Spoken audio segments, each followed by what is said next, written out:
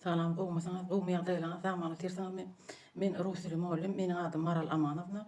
Hemde şu video men Nowatdan daşary внеочередной video. Näme üçin? Sebäbi soňky videomda şeýle soraw ýüze çykdy.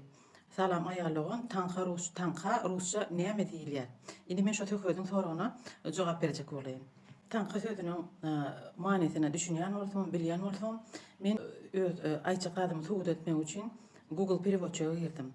Ine teredem şu birnäçe Google переводчик tanka sözüne moneta diýip terjime berdi. Ýöne men bilýän öz ýanymda tankaň moneta däldigini.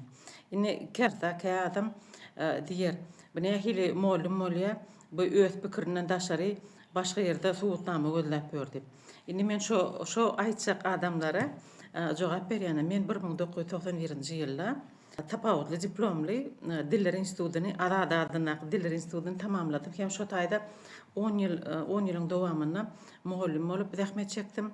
Hem 35 ýyl bäri mugallim hökümine zähmet çekýän. İnternet çeşmeler bilen çeklenmen. Men öz köýne tanşym Kerkeli mugallim, meraskär, mahtumulşunas Ahmet Abdullaýewy ýüz tutdum. Ahmet ağa maňa göni şo tanka sözüniň suratyny ogratdy.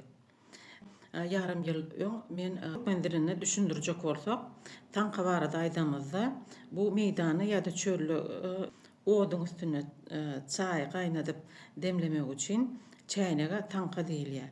Tanka diýilýän zat diňe türkmenlerde bar diýip pikir etmek gerekler. Ol hemme ýurtlarda da bar, hemme milletlerde bar. Ine ruslarda nähili düşündiriş berilýär şoňa.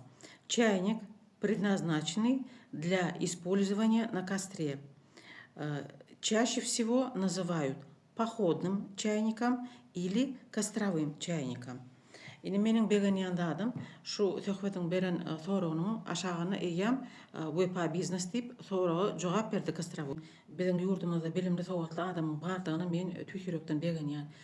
Çağalymyz ýetkinjeklerimiz näçe bilimli bolsa, näçe pikirlenýän bolsa, şonça da biziň ýurdumyz hasam öter hem de özgerer. Hemmeňiz hoş sag bolun, sagamanyp durun.